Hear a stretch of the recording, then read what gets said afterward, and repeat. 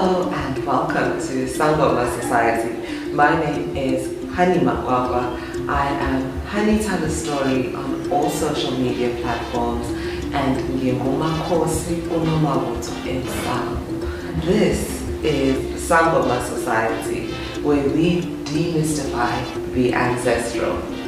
Welcome. If it's your first time visiting the channel, please go ahead and subscribe. If you are a regular visitor, welcome back. Please put on your notifications so you always know when we're bringing something new. So today I'd like to talk about what it means, ukusebenza, what it means to have an ancestral calling. So, Idlozi, an ancestor who wants to work through you. How does this come to be? To understand Idlozi, or an ancestral calling, we have to understand pre-life agreements. So, when we speak about pre-life agreements, we speak of, if you believe in the ancestral, then you should understand that the ancestral exists in both pre-life and post-life realms. It's the same place. Where we're not here is beyond this realm, and that is where the ancestors abide. That's where they exist. That is where we start our incarnation into this life. And when we begin that incarnation, we first require passage into this plane. When we're seeking passage into this plane, we make agreements with those whose bloodline we wish to incarnate into. So this bloodline that you've incarnated into existed long before you existed, right? Hence, we speak of ancestors, those who came before you. Now, what makes pre-life agreements that end up creating a situation where you have Idlozi, or an ancestral calling, Idlozi elifuna ukusebenza through you? This is where things get interesting. If you understand that there is the ancestral realm, then you understand that there is a realm of those who've lived in this place before. Then you understand that you have chosen this incarnation. Now come to this place with me where you understand that this is not your first life. That in fact your spirit is having a human experience. And this plane is one of many possible manifestations of life. Now, you've chosen the earth plane. You required a bloodline in which to incarnate in order to have an experience on this plane. When you came into this bloodline, you encountered those who came before you. They had their own requirements of those that they wish to have incarnated into their bloodline.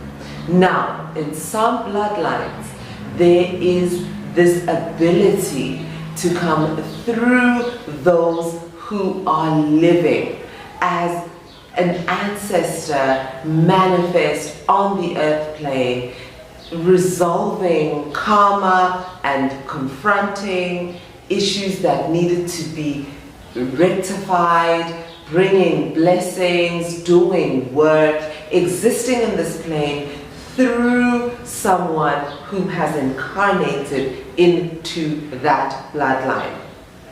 How this would come to be is through ancestral agreements. Now, how do we come into these agreements where we have our ancestors living through us?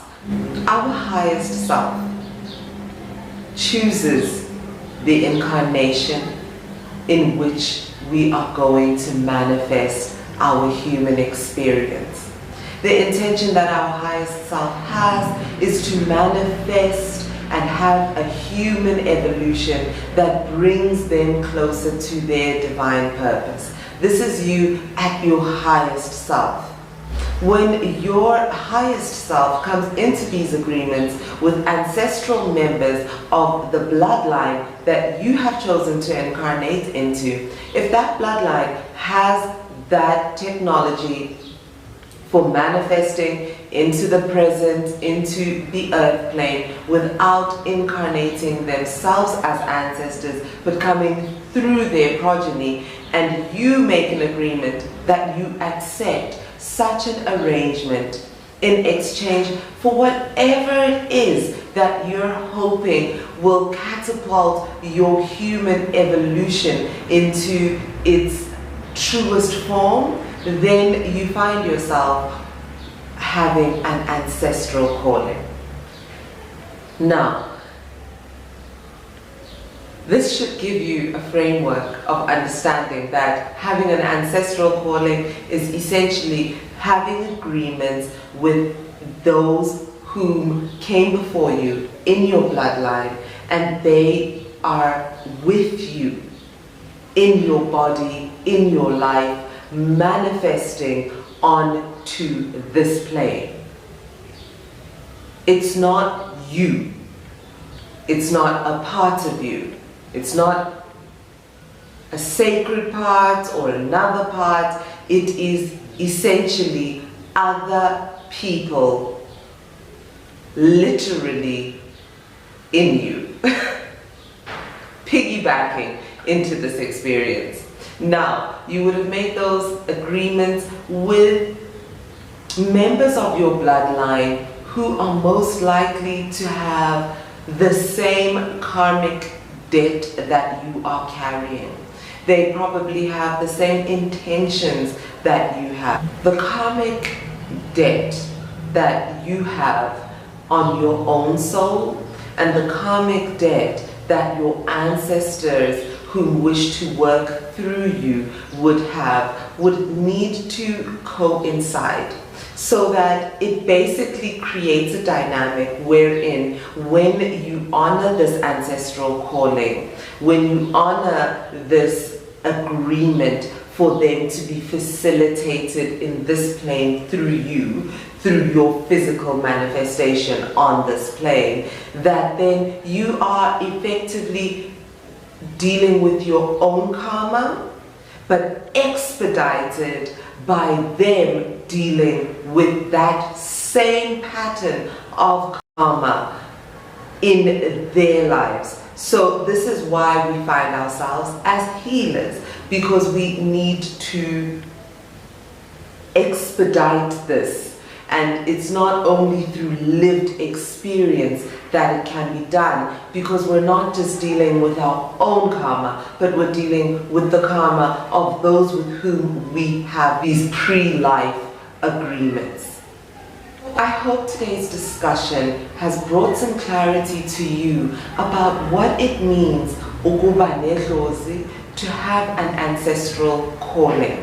You are the person who makes these agreements as your highest self with pre-existing members of your ancestral bloodline, and they're actively wishing to work through you. They're already with you. They've already piggybacked into this realm with you at your behest in return for your own highest self intentions for this incarnation. So this should really clarify to you what it means for you to have an ancestral calling.